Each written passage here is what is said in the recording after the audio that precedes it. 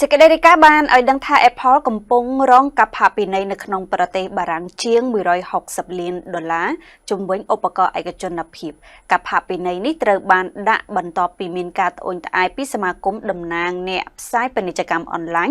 អ្នកបោះពុម្ពផ្សាយនិងអ្នកលេងបណ្ដាញអ៊ីនធឺណិតដែលបានចោទប្រកាន់ក្រុមហ៊ុន Apple ពីបទប្រើប្រាស់អំណាចទីផ្សាររបស់ខ្លួនដោយអយុត្តិធម៌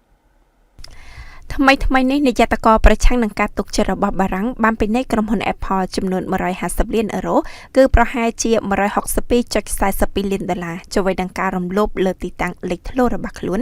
នៅក្នុងការផ្សាយពាណិជ្ជកម្មតាមកម្មវិធីទូរស័ព្ទតាមរយៈឧបករណ៍ ATT ចន្លោះឆ្នាំ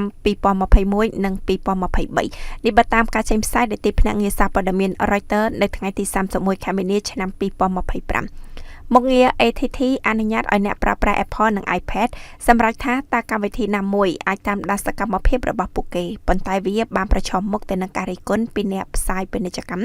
និងគូប្រជែងមួយចំនួនដែលពឹងផ្អែកទៅលើការផ្សាយពាណិជ្ជកម្មតាមអ៊ីនធឺណិតការផាកពិន័យនេះត្រូវបានដាក់បន្ទាប់ពីមានការត្អូញត្អែរពីសមាគមតំណាងអ្នកផ្សាយពាណិជ្ជកម្មអនឡាញអ្នកបោះពុម្ពផ្សាយនិងអ្នកលេងបណ្ដាញអ៊ីនធឺណិតដែលបានចោទប្រកាន់ក្រុមហ៊ុន Apple ពីបទប្រើប្រាស់អំណាចទីផ្សាររបស់ខ្លួនដោយអយុត្តិធម៌អាជ្ញាធរប្រកួតប្រជែងរបស់បារាំងបានទទួលស្គាល់ថាគោលដៅរបស់ ATT ក្នុងការការពារទិន្នន័យផ្ទាល់ខ្លួនមិនមានបញ្ហាទេទោះជាយ៉ាងណាក៏ដោយក្រុមហ៊ុននេះបានរិះគន់ថាការអនុវត្តនេះមិនចាំបាច់ឬក៏មិនសមាមាត្រទៅនឹងគោលបំណងឯកជនភាពដែលបានបញ្ជាក់របស់ក្រុមហ៊ុន Apple នោះទេក៏បញ្ជាក់ផងដែរថាក្រុមហ៊ុន Apple បានធ្វើការឆ្លើយតបថាខ្លួនមានការខកចិត្តចំពោះការផាកពិន័យរបស់បារាំងប៉ុន្តែនាយកតកមិនតម្រូវឲ្យមានការផ្លាស់ប្ដូរណាមួយចំពោះឧបករណ៍គ្រប់គ្រងឯកជនភាពរបស់ខ្លួននោះទេប៉ុន្តែជុំវិញនឹងករណីនេះអ្នកខ្លំមើលបារាំងបានបញ្ជាឲ្យ Apple ផ្សព្វផ្សាយសេចក្តីសម្រេចនេះនៅលើគេហទំព័ររបស់ខ្លួននៅក្នុងរយៈពេល7ថ្ងៃ